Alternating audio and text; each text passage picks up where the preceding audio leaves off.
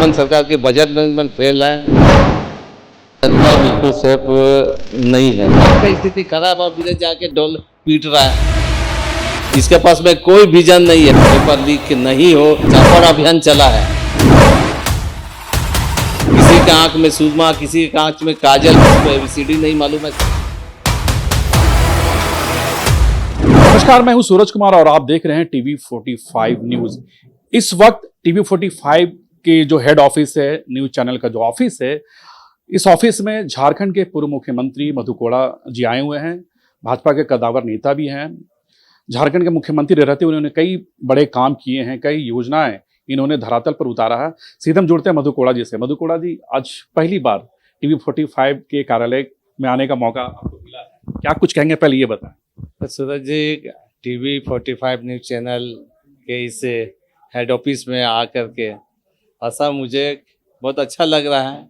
एक तो है कि सावन का पवित्र महीना है, इस अवसर पर आपका टीवी चैनल जो है 45 यहाँ पर इस ऑफिस में आने का मौका मिला है। ऐसे भी और मीडिया भी ये हमारे संविधान के चौथे स्तंभ के रूप में लोग मानते हैं। हम भी मानते हैं इसको।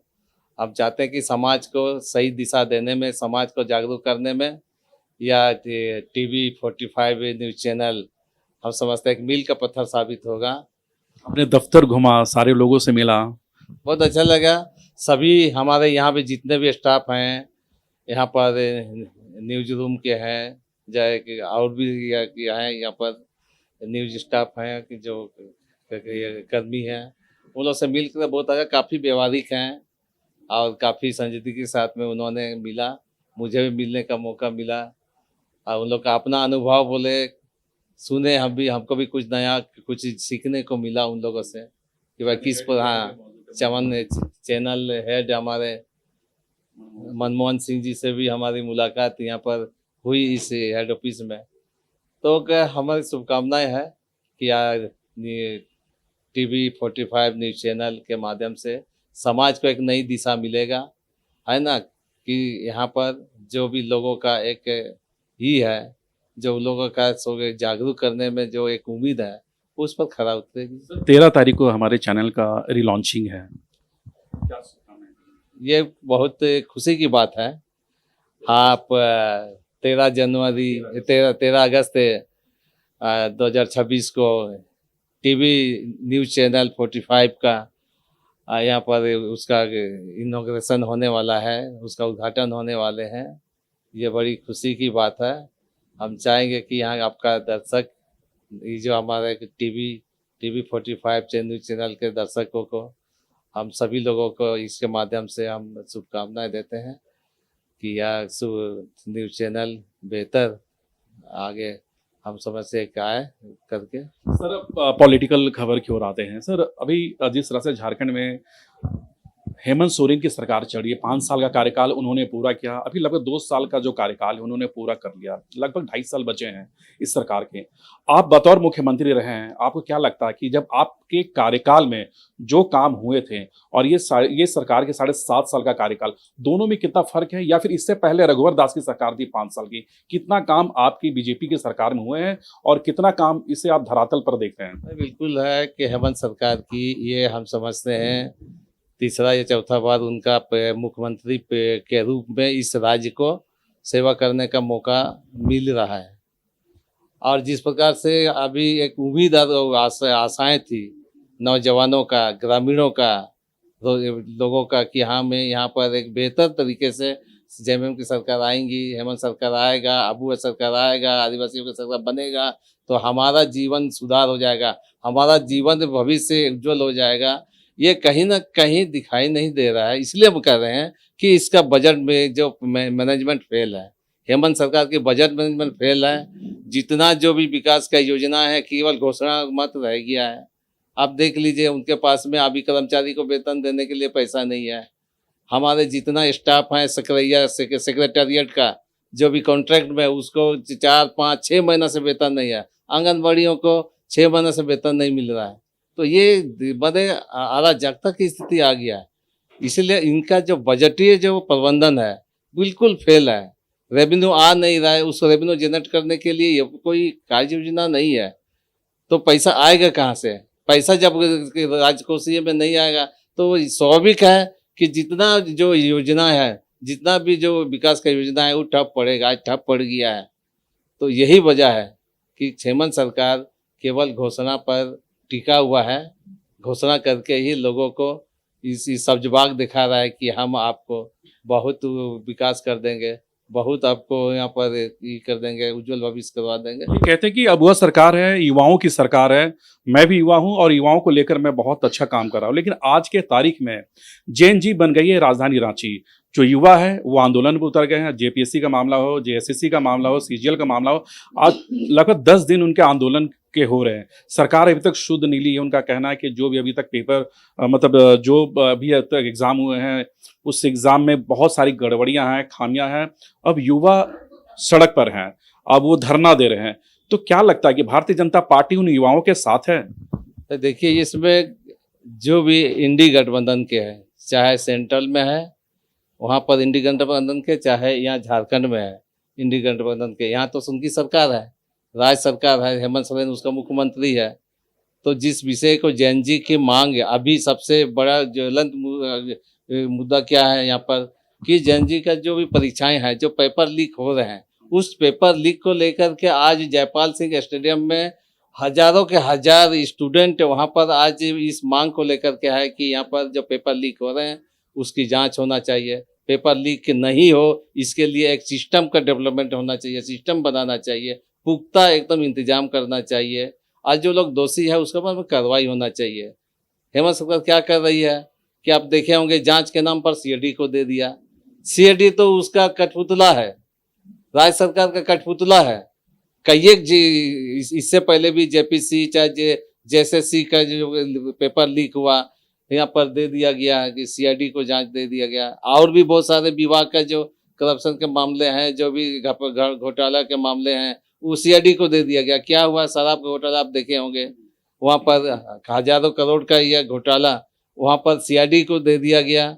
अब उसका अफसर को बचाने के लिए अरेस्ट तो कर लिया, नाम मात्र का कि हम अरेस्ट कर लिया, झारखंड के लोग भी बोला कि हाँ अरेस्ट कर लिया, लेकिन क्या हुआ, रिपोर्ट नहीं दे पाया, चार्जशीट नहीं दे पाया, उसका ग्राउंड पर उसको बेल मिल गया। ये तो जिसको ये केवल आईवास है, जांच का नाम यहाँ पर सीआईडी को देना केवल आईवास है। हम यही चाहते हैं कि अगर मतलब आपका कहने का मतलब शराब घोटाले में जो आरोपी है विनय चौबे, सरकार अपने आप को बचाने के लिए सीआईडी जांच करवाई, उसे जेल भेजा, 14 महीने वो जेल में रहे, लेकिन सुप्रीम कोर्ट से उन्हें जमानत मिल गई। लेकिन अब एल ख्यांगते का इस्तीफा, उसे पद से हटाना, वो भी कहीं ना कहीं जांच के घेरे में है। एल ख्यांगते क्यों इस्तीफा दिए, क्यों इनके ऊपर प्रेशर बनाई गई? क्या सरकार जेपीसी घोटाले से बचना चाहती है? देखिए, जेपीसी घोटाला का जो है वो बहुत ऊपर तक जाएगा। अगर वास्तव में सीबीआई अगर जांच हो जाए तो केवल ये छोटे छोटे मोहरे लोग ही नहीं आएंगे, सीधा वजीर के ऊपर में जाएगा। बड़ी मछली अभी की बाहर है। और वैसे लोग से को बचाने के लिए सीबीआई जांच राज्य या हेमंत सरकार नहीं कराना चाहती है। क्यों नहीं कर रहे? अगर पाक साफ है, नेक इरादा है, अगर गलत नहीं किया है, गलत नहीं हुआ है, तो श्वेत पत्र जारी करे, जेएमएम श्वेत पत्र जारी करे कि भाई हम श्वेत पत्र जारी कर रहे हैं, सीबीआई जांच करा रहे हैं, हम पाक साफ हैं। क्यों नहीं स्टूडेंट को जयपाल स्टेडियम में धरना में बैठा हुआ है कई दिनों से, है ना, बरसात में कड़ी मैंने दिन रात बैठा हुआ, क्यों नहीं वो जांच करा ले रहा है? इसको क्या चीज़ का डर भाई है? केवल लिफापोती करके यहाँ पर किसी तबके के लोग को बचाना चाह रहा है, किसी मैंने छोटा ये मुहरे लोग को कार्रवाई करके बड़े लोगों को बचा रहा है। इस पर माने यही उसका काम है। सरकार के लोग कह रहे हैं कि भारतीय जनता पार्टी इस मामले को लेकर तूल दे रही है। सरकार का सारा फोकस है, जो युवा धरने पे बैठे हुए आंदोलन कर रहे हैं, उनका कहना है कि विधानसभा शुरू होने से पहले सरकार कोई बड़ा फैसला ले सकती है, भारतीय जनता पार्टी से तूल ना दे। वो कह रहे हैं ऐसे दिक्कत है। भारतीय जनता पार्टी आप देखे होंगे स्टूडेंट के मामले में, चाहे बेरोजगारी के मामले में काफ़ी संवेदनशील है। आप लोग देखे होंगे पिछले दिन भी हुआ था कि जब या केंद्रीय मंत्री धर्मेंद्र प्रधान जी का इस्तीफा की मांग हुआ, लोग आंदोलित हुआ, तो भारतीय जनता पार्टी, हमारे देश के प्रधानमंत्री, हमारे जो कैबिनेट है, पार्टी के लोग निर्णय लिया कि भाई सम्मान करना चाहिए स्टूडेंटों का, और उस पर निर्णय लिया। और यहाँ पर भी ठीक है, हम लोग वहाँ पर आज वहाँ पर छात्र छात्राएं लोग हैं, स्टूडेंट लोग हैं, आंदोलित है, वहाँ हम लोग नहीं जा रहे, लेकिन हमारा नैतिक समर्थन है। और इस चीज का विपक्ष में होने के नाते, राज्य में विपक्ष के होने के नाते, अगर राज्य का जेसीसी में अगर घोटाला हुआ है तो विपक्ष होने के नाते ये हमारा कर्तव्य भी है, हमारा धर्म भी है कि उसको उजागर करना, और जो आंदोलित है उसका अनैतिक समर्थन करना, ये भारतीय जनता पार्टी का जिम्मेदारी है। इसलिए सड़क से लेकर के सदन तक जहां भी जरूरत होगा, जेपीसी के पेपर लीक को लेकर के, चाहे जेसीसी के जो घपले घोटाले को लेकर के बात को उठाएंगे। हमारे जो प्रतिपक्ष के नेता बाबूलाल मरांडी भी इस बात को कई एक बार बात को। ये सवाल ये है कि भारतीय जनता पार्टी उन आंदोलनकारी छात्रों के साथ है, अभी खड़े हैं? हम बिल्कुल साथ में हैं। विधानसभा में ये मुद्दा उठेगी? विधानसभा में मुद्दा प्रमुखता से उठेगी, सड़क में भी उठेगी। मधु कोड़ा साथ है उन आंदोलनकारियों के? नहीं, बिल्कुल है। हम तो कह ही रहे हैं कि नैतिक हमारी यह जिम्मेदारी बनता है कि उनको साथ देना। स्टूडेंट जो आंदोलित, मिलने जाएंगे वो लोगों से? हाँ, देखिए, मिलने जाएंगे नहीं मिलने जाएंगे ये एक अलग विषय है, लेकिन ये बात जरूर है कि उसकी जो मांग है जायज है, उसकी जो मांग है जेन्युइन है, और वो अपने अधिकार के लिए बात कर रहे हैं। जरूरत पड़ा तो जाएंगे, साथ में रहेंगे, जो भी परिस्थिति बनेगा उस परिस्थिति का भागीदारी मधु कोड़ा भी निभाने के लिए तैयार है। एक सवाल ये है कि आप जब मुख्यमंत्री थे उस समय कई कमिटमेंट हुए थे, आपने पूरा भी किया था।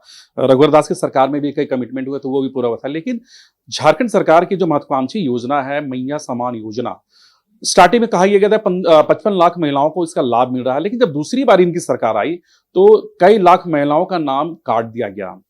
तो कहीं ऐसा ना हो कि उनके साथ। देखिए सूरज जी, आपको हम बता देना चाहते हैं, ये केवल चुनाव का सब्जवाग था। मैं इस महिला सम्मान योजना जो दिया गया, ये चुनाव का लाभ को लेने के लिए। पहले बोला कि जैसे ठीक कह रहे हैं आप, करीब 55 लाख जो महिलाएं हैं 18 वर्ष से ऊपर, उसको दिया जाएगा करके उन्होंने कहा। बाद में उन लोगों को काट दिया गया, उसमें से काट दिया गया। काटा भी कैसे? उसके बाद सर्वर को डाउन कर दिया गया कि भाई कोई भी आवेदन ऑनलाइन नहीं दे सके। उस जगह पर जो प्रज्ञा केंद्र में है उसका सर्वर को डाउन कर दिया गया, उसका आवेदन को नहीं लिया गया। जब देना ही था तो सभी जितने भी 18 वर्ष से लेकर के 60 वर्ष की महिलाएं थी सबको देना चाहिए था। अब किसी के आंख में सुरमा, किसी के आंख में काजल का नीति हेमंत सरकार ने किया है। आपका बात अभी भी मंथली बेसिस पर जा नहीं रहा है उनको, ये मंथली प्रत्येक महीना भुगतान नहीं हो रहा है उन लोगों को महिला सम्मान योजना का। ये हो रहा है 2 महीना में, 3 महीना में, 2.5 महीना में। अलग है कि चूल्हा चौकी छोड़कर वो ब्लॉक का चक्कर। यही हम कह रहे हैं कि राज्य सरकार का जो है ना, बिल्कुल प्रबंध जो फाइनेंशियल मैनेजमेंट है ना, कोलैप्स कर गया है। इसका पर आर्थिक वित्तीय प्रबंधन जो है बिल्कुल चरमरा गया है। इसके पास में कोई विजन नहीं है। पैसा दे हम क्यों नहीं चाहते? हम तो चाहते हैं कि भाई बाकी लोग को भी दे दिया जाए, जो लोग बचा हुआ है, जो लोग को महिला लोग को नहीं मिल रहा है सही महिला सम्मान योजना, उन लोग को भी मिले। हम तो चाहते हैं कि भाई जो भी नौजवान है उन लोग को भी बेरोजगारी भत्ता मिलना चाहिए, या नौजवान लोगों को क्यों नहीं, पुरुषों को क्यों नहीं दिया जा रहा है, उनको भी देना चाहिए। अच्छा, ये थोड़ा स्वास्थ्य से जुड़ा हुआ एक सवाल है हमारा। झारखंड की स्वास्थ्य व्यवस्था को आप किस नजर से देख रहे हैं? क्योंकि चाईबासा, सरायकेला, खरसावा आए दिन इस तरह के मामले आते हैं कि एम्बुलेंस काम नहीं कर रही है, एम्बुलेंस ले जाते वक्त मरीजों की मौत हो जाती है, गलत ब्लड चढ़ा दिए जाते हैं। स्वास्थ्य विभाग को लेकर क्या कुछ कहेंगे? झारखंड किस कदर काम कर रही है? देखिए, स्वास्थ्य विभाग में बिल्कुल ही यही लोग है ना, क्या बोलेंगे, ये लोग का कोई अनुभव है नहीं।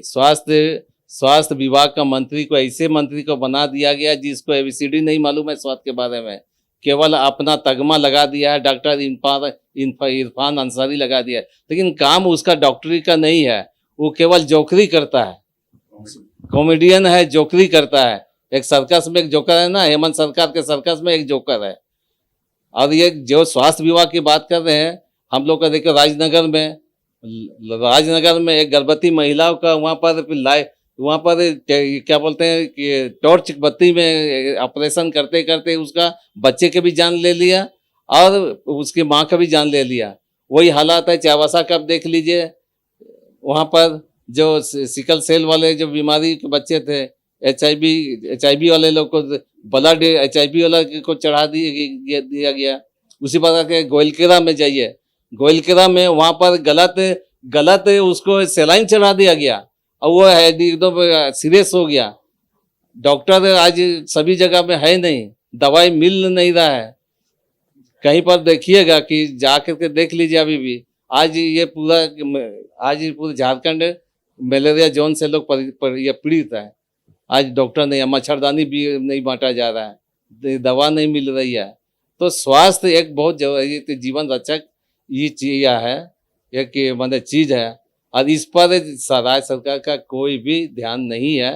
केवल अफवाह फैला करके ये किसी प्रकार झूठा बात कह करके इस प्रकार से अपना अच्छे फेस को लोग बचा रहा है। सरकार तो अब इन्वेस्टरों को इनवाइट कर रही है, झारखंड में उद्योग लगेंगे, लोगों को रोजगार मिलेगा, चाहे वो विदेश दौरा की बात कर ली या फिर दिल्ली में जो इन्वेस्टरों को मुख्यमंत्री ने न्योता दिया झारखंड में उद्योग लगाने को लेकर। क्या लगता है झारखंड में अगर उद्योग लगते हैं, बड़े बड़े इंडस्ट्रीज आते हैं तो फायदा होगा, यहाँ के युवाओं को रोजगार मिलेगी? सरकार की पहल है ये। देखिए बाहर विदेश का तो छोड़ दीजिए, हम नहीं बोलना चाहेंगे। झारखंड में जो उद्योग चल रहे हैं ना वो बंद हो रहे हैं। झारखंड उद्योग बंद कर रहे हैं। जितने भी देखिएगा जो एमएसएमई का ये जो यूनिट है, जो लघु या ये जो उद्योग है, सब बंद हो रहे हैं। अब जाकर के जमशेदपुर इंसलरी जाके देखिए कितने बंद हो गए हैं। उसका ये जो है ना, ये जो क्या बोलते हैं इंडस्ट्रियल या इंसेंटिव प्रमोशन ये स्कीम था, वो बंद हो गए हैं। आज उन लोग को कुछ भी राहत नहीं मिल रहा है, रॉ मटेरियल नहीं मिल रही है। आज वो सब स्पंज आयरन फैक्ट्री बंद हो रहे हैं। तो कहाँ विदेश जा रहा है? घर का स्थिति खराब और विदेश जाके डॉल पीट रहा है। विदेश जाके भी कौन सा आ गया, चला गया था क्या बोलते हैं स्विट्जरलैंड चले गए, उससे पहले ऑस्ट्रेलिया चले गए, कौन सा इन्वेस्टमेंट आ गया। और दिल्ली में जो किया वो तो आप लोग देख ही रही है, वो केवल से यह आईवास है, बना बनाया स्थापित कंपनी के साथ में एग्रीमेंट करके यहाँ झारखंड के लोगों को बेवकूफ बना रहा है। वो लाखों रुपया का इन्वेस्टमेंट ला रहे हैं। जो फैक्ट्री जो उद्योग चल रहे हैं उसका एमयू का यहाँ पर दिखा करके लोग को कह रहे हैं कि हम झारखंड में लाखों करोड़ रुपया का यहाँ पर इन्वेस्टमेंट ला रहे हैं। लेकिन वो भी तो कह रहे हैं कि आपके टाइम में, रघुवरदास के टाइम में आप लोगों ने हाथी उड़ाने का काम किया, अरबों रुपया खर्च करके। इतने इन्वेस्टर आए झारखंड में? नहीं, देखिए आप तो उसकी बारी है, ठीक है, कौन किया नहीं किया या भूतकाल का छोड़ दीजिए। वर्तमान जो है भाई वो आप क्या कर रहे हैं? अब 2 बार से तो हेमंत सरकार है, यहाँ पर एक भी फैक्ट्री नहीं लगा है, एक भी उद्योग नहीं आया है। तो उद्योग तो लगाने अब उनको करना चाहिए। फुल बहुमत की सरकार है, हेमंत सरकार फुल बहुमत की सरकार है, लगानी चाहिए। वो जानता है कि यहाँ पर रोजगार नहीं देना है। जितना बेरोजगारी रहेगा यहाँ जनता, जितना अनपढ़ रहेगा जनता, जितना यहाँ रोगग्रस्त रहेगा झारखंड के जनता, उसकी हेमंत सरकार की राजनीति का दुकानदारी चलते रहेगा। हमारा दादा आखिरी सवाल है मधुकुड़ा जी से। झारखंड में जो लॉ एंड ऑर्डर की स्थिति है, जमशेदपुर का एक उदाहरण ले, देखिए चापड़ से हत्याएं लगातार, संथाल के, कोल्हान के, या फिर पूरे झारखंड की अगर बात कर ले 24 जिले में जो कमोबश जो स्थितियां बनी हुई है, आप लोग लगातार सरकार को घेर रहे हैं, बलात्कार की जो संख्या वो बढ़ रहे हैं, हत्या की जो संख्या वो भी बढ़ रही है। तो क्या लगता है कि झारखंड में जिस कदर से अभी लॉ एंड ऑर्डर की स्थिति बनी हुई है, क्या लगता है कि आने वाले दिनों में इन्वेस्टर यहाँ पे इन्वेस्ट करना चाहेंगे?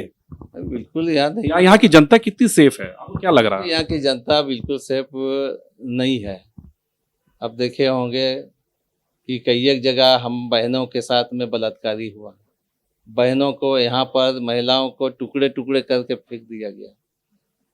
आप देख ही सकते हैं यहाँ के आदिवासियों के जमीन को बांग्लादेशी जैसे लोग घुस करके उन लोग को कब्जा कर रहा है। और यहाँ पर आप देखे होंगे चापड़ अभियान चला है। आज राह चलते लोगों को आज चापड़ से उन लोगों को हत्या किया जा रहा है और उसको पकड़ नहीं पा रहा है। ऐसे कई घटना घटा, जमशेदपुर इलाका में जाइए उसे घटना घटी है। तो ये झारखंड सरकार लॉ एंड ऑर्डर में बिल्कुल कहीं पर भी एकदम हम समझते हैं कि यह संवेदनशील नहीं है।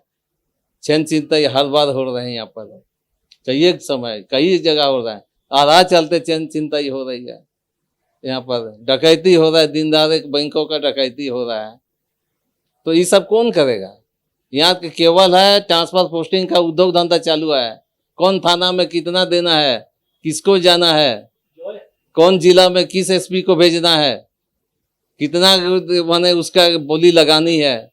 जब वो सब जब बोली बुला के डाक में अगर पार्टिसिपेट करके थानेदार जाएगा, जिला में जिला प्रसार जाएगा, तो वो काम क्या जनता का करेगा? वही हो रहा है। आप ड्रग्स का मामला ले लीजिए, जा करके देख लीजिए जमशेदपुर, आदित्यपुर, अब तो गांव में ड्रग्स बिकने लगा है। बोरान शुगर गांव में बिकने लगा, क्या उसको मालूम नहीं है?